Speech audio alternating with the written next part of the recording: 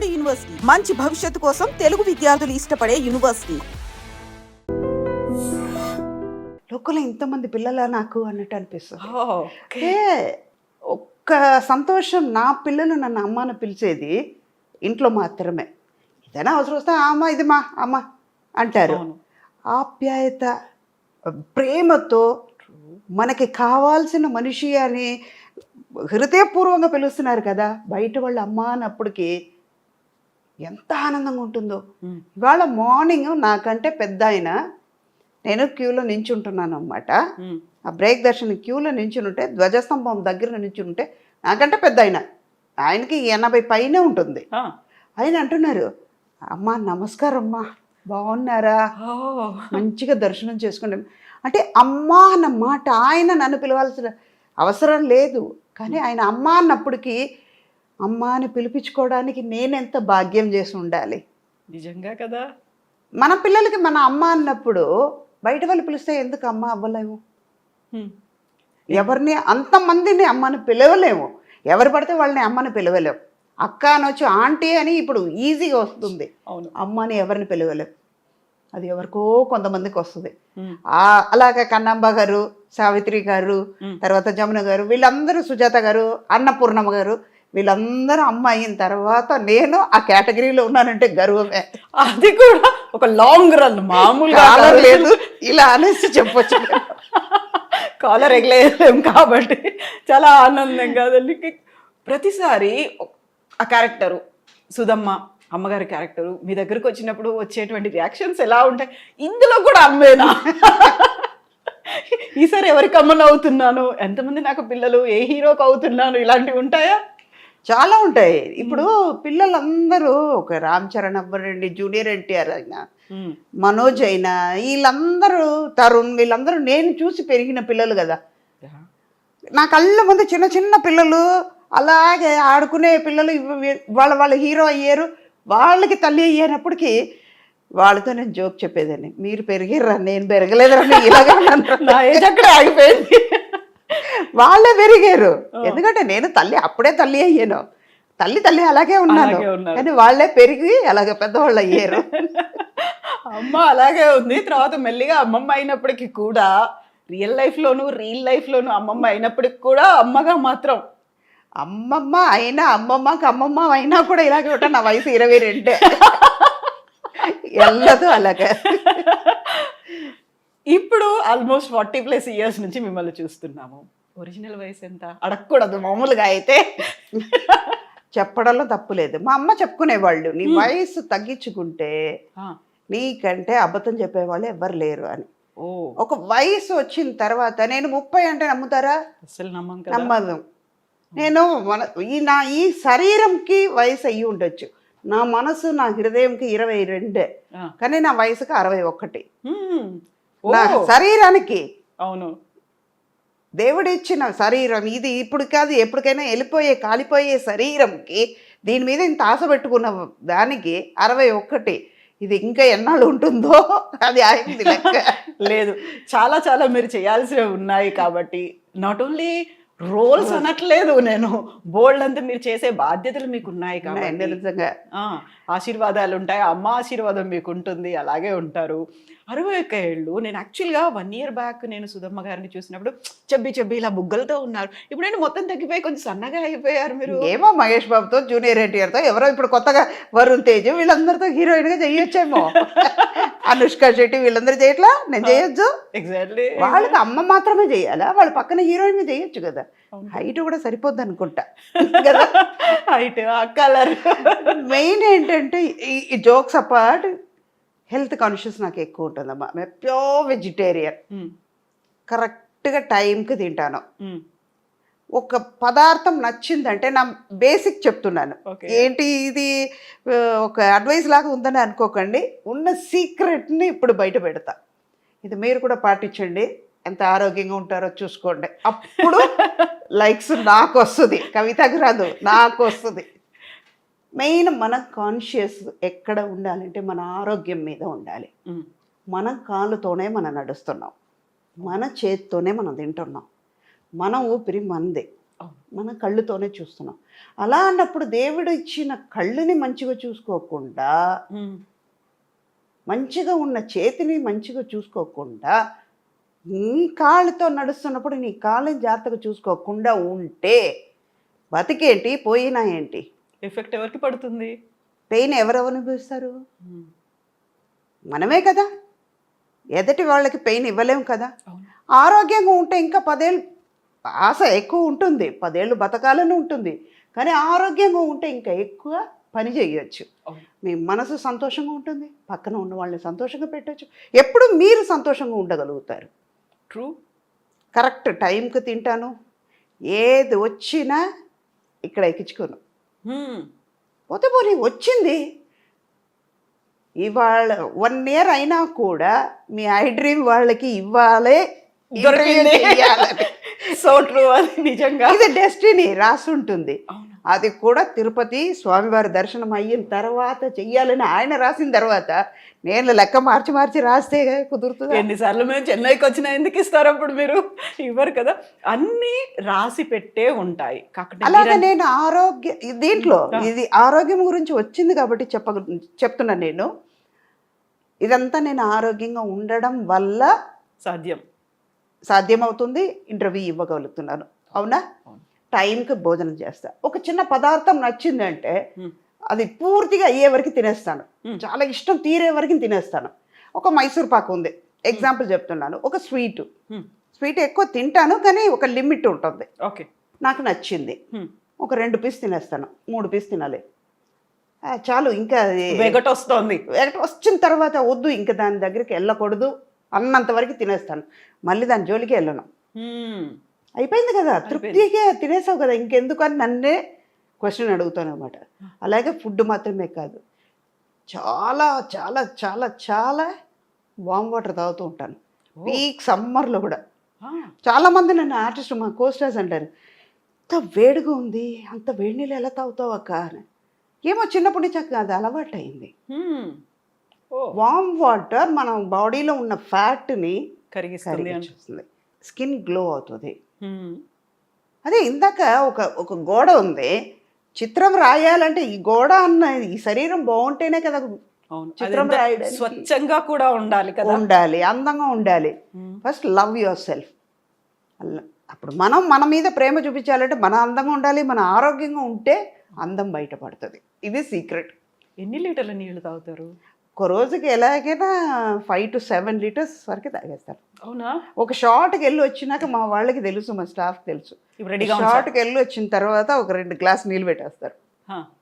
కంపల్సరీగా ఉంటుంది. ఆ ఫ్లాస్క్ అని లెక్క ఉంది, అది దానికి బాటిల్ వెళ్తూనే ఉంటుంది. యూజువల్గా అబ్జర్వేషన్లో నేను ఇప్పుడు నా ఫీల్డ్లో అబ్జర్వ్ చేసింది ఏంటంటే, బయటికి లేడీస్ వెళ్తున్నారు అనుకుంటే వాటర్ తాగకుండా ఆపేసుకుంటారు. ఎందుకంటే అక్కడ వాష్రూమ్స్ ఉన్నాయో లేదో, నలుగురు ముందు మళ్ళీ నేను వెళ్ళాలంటే ఒక మొహమాటం ఉంటుంది. కనుక్కొని అక్కడికి మీరు అడ్రస్ చెప్పండి అంటే అక్కడ అవి ఎలా ఉన్నాయో ఏంటో తాగకుండా చాలా వరకు యూరిన్ ఇన్ఫెక్షన్లో, లేకుంటే కిడ్నీ ప్రాబ్లమ్స్, స్టోన్స్ ఫామ్ అయ్యాయి, ఇలాంటివన్నీ ఉంటాయి కదా. వాళ్ళకి ఏం చెప్తారు మీరు? అదే ఇందాక ఆరోగ్యం గురించి అక్కడే వస్తుంది. క్లీన్గా మనం క్లీన్ చేసుకోవాలి అంటే మీరు తాగండి. కంట్రోల్ అన్నది మీ చేతిలో ఉంది. అది మీ చేతి దాటి వెళ్ళిందంటే దట్ ఈస్ ద ప్లేస్, మీరు చూసుకుని వెళ్ళాలి. ఇప్పుడు ఇదంతా ఆరోగ్యంగా ఉంటే, మీలో ఒక కంట్రోల్ ఉంటే ఎందుకు మనకి బయటకు ఉన్న ఇన్ఫెక్షన్స్ అవన్నీ వస్తాయి. బాడీ సిస్టమ్ అలవాటైపోతుంది. అవును. ఇప్పుడు కళ్ళు ఎంతవరకు చూడగలుగుతుందో అంతవరకుమే చూడగలుగుతాం. మనకి పొట్టకి ఎంత కావాలో, మన కడుపు నిండా తినాలంటే ఎంత తినగలుగుతామో అంత తింటున్నాం. అదే తృప్తి దీంట్లో కూడా ఉండాలి కదా. మనం తాగగలుగుతాం, నీళ్ళు తాగుతాం, మన ఆరోగ్యం బాగుంటుందని అనుకుంటే మనం తాగగలుగుతాం. అయ్యో మన రెస్ట్ రూమ్ ఎత్తుక్కోవాలి అంటేనే మైండ్ ఈ ఆలోచన వచ్చేటప్పటికి అక్కడికి వెళ్తుంది. స్ట్రెస్ కొన్ని నేచర్ మనం దాటి వెళ్ళలేవు. ట్రూ. ప్లేస్ని బట్టి అలవాటు చేసుకోవడం. మన చేతిలో మన బ్రేక్ ఉందమ్మా, ఒక బండి మీద వెళ్తున్నాం, మనం లెఫ్ట్ వెళ్ళాలంటే వెళ్ళవచ్చు. కంట్రోల్ మన చేతిలో ఉన్నప్పుడు ఎవరు ఏం చేయలేరు. ఈవెన్ నేచర్ కూడా ఏం చేయలేదు, సహకరిస్తుంది. మనం ఏదైనా మంచి కావాలని కోరుకున్నాము, పాజిటివ్ ఆలోచనలు ఉన్నాయి అనుకుంటే, నిజంగా పాజిటివ్గా ఆలోచిస్తే ఏది మన పక్కకి రాదు.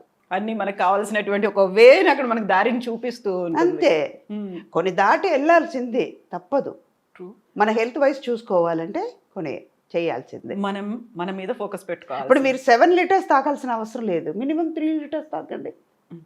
ఇప్పుడిప్పుడే కదా ఇంత ప్రాబ్లమ్స్. ఇప్పుడు ఒక 10-15 ఇయర్స్ ముందు వరకు డయాబెటిక్ అంటే ఏంటో తెలియదు, బీపీ అంటే ఏంటో తెలియదు. ఇప్పుడు లేనిపోని ఫుడ్ దొరుకుతుంది, బయట తినేస్తున్నాం. మీ కంట్రోల్ లేకపోతే ఏమవుతుంది? తినాలని ఉంది, వాళ్ళు టెంప్ట్ చేస్తున్నారు కాబట్టి మీరు తింటున్నారు. మీరు టెంప్ అవ్వకుండా ఉండండి, వాళ్ళు ఫోర్స్ చేయలేరు. నిజమా? అప్పుడు మీ సిస్టమ్ కరెక్ట్గా మీ లెవెల్లోనే ఉంటుంది, అది దాటి వెళ్ళదు. ఇప్పుడు మీ హెల్త్కి మంచిగా ఉంటుంది. ఫుడ్, వాటర్ ఇంటేక్ వీటి గురించి మాట్లాడుకున్న తర్వాత ఎక్సర్సైజెస్, ఫిజికల్ యాక్టివిటీ అనేది ఏం చేస్తారు మీరు? ఏం చేయను, ఇంటి పని అంతా నేను చేస్తాను. ఓకే. ఇంట్లో ఉంటే పని మనిషి నేనే, వంట మనిషి నేనే. పిల్లలు ఉన్నా పనమై ఉన్నా కూడా నాకు నిజంగా చెప్పాలంటే బేసిక్గా ఓసిడి ప్రాబ్లం ఉంది. ఓ ఓకే.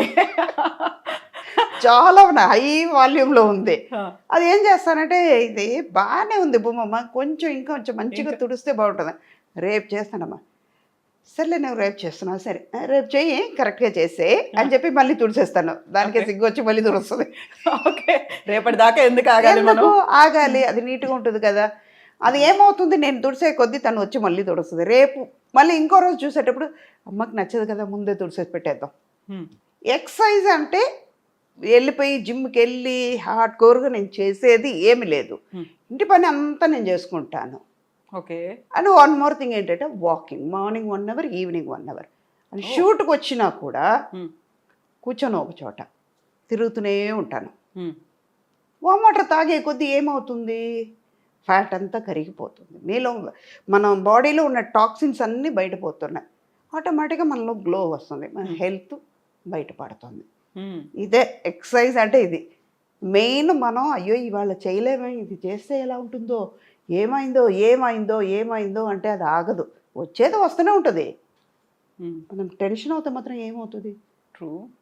ఒక చిన్న టెన్షన్ వల్ల ఏమవుతుంది, హెల్త్ పాడవుతుంది, మీ కాన్షియస్నెస్ పోతుంది, మీలో ఉన్న స్ట్రెంగ్త్ తగ్గిపోతుంది, ఆటోమేటిక్గా మీ సిస్టమ్ మారిపోతుంది.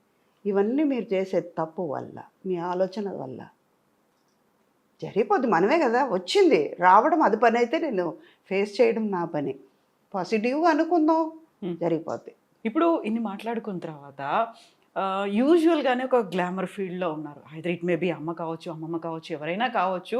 కెమెరా ముందుకు వస్తున్నారు, ఒక ఇంటర్వ్యూ ఇస్తున్నారు, అది కూడా ఇంటర్వ్యూ ఫర్ ఎవర్ ఉంటుంది, రికార్డ్ అయ్యి ఉంటుంది కాబట్టి అందరూ చూస్తూ ఉంటారు. కాబట్టి ప్రాపర్గా డ్రెస్ అయి ఉండాలి, మేకప్ ఉండాలి, టచ్అప్ ఉండాలి, హెయిర్ కూడా ఇలా పోకుండా ఉండాలి, చాలా నీట్గా ఉండాలి. మీరేంటి అలా వచ్చేసరి ఇలా కూర్చున్నారు, నాకు ఇంటర్వ్యూ ఇచ్చేస్తున్నారు, మొహం కూడా చూసుకోకుండా? అంటే మీరు వాళ్ళందరూ చూసుంటారు కదా, ఆవిడ సినిమాలు ఇలా చూస్తాం, ఒరిజినల్గా ఎలా ఉండాలి చూడాలని వాళ్ళకి ఉంటుంది కదా. ఓకే, అందుకే ఇది ఒరిజినల్. అదే ఇది గోడకి సున్నం వేసినట్టు అది. ఓకే, అది మేకప్ చేసేసి మాకు ఫుల్గా ఇలా అలంకరించి కవర్ చేస్తున్నాం.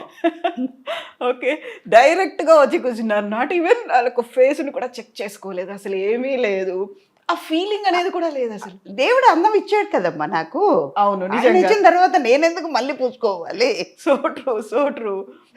సో ఇప్పుడు అమ్మవారి దర్శనం అయిపోయింది, స్వామివారి దర్శనం అయిపోయింది. యాక్చువల్గా బేసికల్గా మీరు ఫ్రమ్ శ్రీరంగం. ఆ నరనరాన దేవుడు భక్తివాన పొద్దున్న లేచిన దగ్గర నుంచి రాత్రి పడుకునే వరకు అవే వినిపిస్తూ ఉంటాయి, అటు శ్లోకాలు వినిపిస్తుంటాయి, సుప్రభాతము ఉంటుంది, గుడి గంటలు ఇవన్నీ ఉంటాయి. సో అదే సంప్రదాయబద్ధమైనటువంటి ఫ్యామిలీ నుంచి వచ్చారు. మీరు పూజలు చేసుకునేటప్పుడు మడి కట్టుకుంటారు, మడి చారంటారు కదా, అదే టైప్లో చీర కట్టుకుంటారు, అంతేనా? అవును. ఎంతసేపు చేస్తారు యూజువల్గా పూజలు మీరు? గంటన్నర చేస్తాను. అమ్మ ఇప్పుడు 2 గంటలు వాకింగ్, గంటన్నర పూజ. యాక్చువల్గా ఎలా టైం దొరుకుతుంది? ఇటు షూటింగ్లు, షెడ్యూల్స్, టైం ఫాలో అవ్వాలి, పంక్చువల్గా ఉండాలి అంటే మనలోనే ఉంది కదా అవన్నీ. ఇప్పుడు 6 గంటలకి లేవాల్సింది ఉంటుంది, 4 గంటలకు లేస్తాం. మనం చేయలేమన్నది ఉండకూడదు కదా, అందుకే 4 గంటలకు లేస్తా. 4:30 రెడీ అయిపోతాను, స్నానం చేసి ఫ్రెష్ అప్ అయిన తర్వాత ఒక గంట పూజ చేసుకుంటా. పూజ అవుతూ ఉన్న కొద్దీ అక్కడ వంటలు చేసేస్తాను, మధ్యలో శ్లోకాలు చదువుతూ స్వామివారిని తలుచుకుంటూ. అప్పుడు ఇంకా మంచిగా వస్తుంది, స్వామి కోసం చేస్తున్నాం ఆ ప్రసాదం. అప్పుడు ప్రసాదం బాగానే వస్తుంది. ఏ వంట అయినా మనస్ఫూర్తి పెట్టి చేస్తున్నాం, స్వామి కోసం అనుకుంటూ చేస్తున్నాం. మనం చెప్పే మంత్రాలను బట్టి అక్కడికి వెళ్తుంది కదా వైబ్రేషన్, అవును. అది ఉంటుంది, అది బాగానే ఉంటుంది. 6:30కి బయలుదేరుతాం. హ్మ్. మధ్యాహ్నం మనకి లంచ్ టైం ఉంది, 1 అవర్ నిద్రపోతాం, ఓకే. పవర్ నాప్ ఉంటుంది. హ్మ్. ఈవినింగ్ తొందరగా ఇంటికి వచ్చుతున్నాం. వచ్చిన తర్వాత మన ఆరోగ్యం, మన హెల్త్ కాన్షియస్నెస్ అక్కడ ముందుకు వస్తుంది. హ్మ్. మనం వెళ్ళాలి, చెయ్యాలి. ఏదైనా మనం చెయ్యలేము అనుకుంటే చేయలేం. హ్మ్. నేను చేస్తాను అనుకుంటే చేయగలుగుతాను. ఓకే. హ్మ్. అదే టైమింగ్.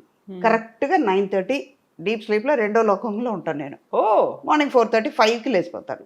9:30 వరకు పడుకుంటారు ఇంకా? ఏనుగు వచ్చి పక్కన దాన్ని తొక్కినా కూడా తెలియదు నాకు. అవునా? మా వాళ్ళకే చెప్పేస్తాను, వాళ్ళకే తెలుసు. హ్మ్. You believe it or not, చెప్తే నవ్వుతారు. స్కూల్ డేస్లో వెన్ ఐఎమ్ స్కూలింగ్, ఒక సెయింట్ ఫిలోమినాస్ అని ట్రిచీలో ఉంది, అక్కడే చదివాను. తర్వాత ఇంగ్లీష్ మీడియం నుంచి మా వాళ్ళు తమిళ్ తెలియకుండా పోతుందేమోనని తమిళ్ మీడియంలో పెట్టారు కొన్ని. Okay. 8th to old PUC నేను హ్మ్. అక్కడ తమిళ్ మీడియంలో పెట్టారు. ఒక 3-4 months తమిళ్ రాక చాలా కష్టపడ్డాను. ఓకే. మనం తర్వాత పికప్ అయిపోయింది. హ్మ్.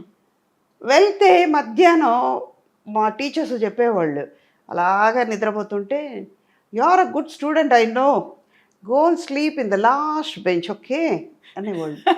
వెళ్ళిపోయి నిద్రపోయాను. అవునా? ఇప్పుడు నేను స్కూల్ ఫినిష్ అయ్యే వరకు, కాలేజ్కి పియూసీ కాలేజ్కి వెళ్ళేటప్పటి వరకు అలాగే ఉండేదాన్ని. ఆ. ఈచ్ అండ్ ఎవ్రీబడి నోస్, మన వాళ్ళందరికీ కూడా తెలియదు. లంచ్ తర్వాత ఆ. ఒక పవర్ నాప్ ఉంటుంది, 20 to 25 minutes కంపల్సరీ పడుకుంటా. ఓకే. హ్మ్. ఇంకోటి మనకి మేకప్ అవన్నీ టైం కూడా ఎక్కువ పట్టదు కాబట్టి దేవుడిచ్చిన వరం అది. లేకపోతే గంటలు గంటలు కూర్చోవాలంటే కష్టం. నిజంగా. ఏం ప్రాబ్లం లేదు కదా. ఇదంతా నాకు ప్లస్, అందుకే హెల్తీగా ఉన్నాను, ఆరోగ్యంగా అక్కడ వచ్చింది. హ్మ్. సో డైలీ తిరునామం పెట్టుకుంటారా మీరు? ఇంట్లో ఉంటే కంపల్సరీగా ఇదే పెడతాం. ఇక్కడ లెఫ్ట్ హ్యాండ్ లో చూసాను నేను, కనిపిస్తోంది, అందుకే ఇలా తీసి డైలీ పెట్టుకుంటారు. పూజ అప్పుడు కంపల్సరీ ఉంటుంది. గుడికి వెళ్తే కంపల్సరీగా ఇది ఉంటుంది, మడి కట్టుకుంటాం. అంటే మనకి వాళ్ళు అంత ఇచ్చారు, మంచి లైఫ్ ఇచ్చారు దేవుడు. అలా అన్నప్పుడు వాళ్ళ కోసం మనం ఇంత టైం ఇవ్వలేమా? ట్రూ. మనం భోజనం పెట్టుకున్నాం, కంచంలో భోజనం ఉంది, మన ఆకలి తీరాలని మనం తింటున్నప్పుడు, దానికోసం టైం స్పెండ్ చేసినప్పుడు, ఆ అన్నం ఇచ్చి, ఈ శరీరం ఇచ్చి, ఇంత మంచి అమ్మ నాన్నని ఇచ్చి, ఈ లోకాన్ని మన కోసం దేవుడు ఇచ్చేటప్పుడు ఆయన కోసం ఒక 10 నిమిషాలు మనం స్పెండ్ చేయలేము. అది అందుకే నేను అదంతా ఇష్టంగా చేస్తాను.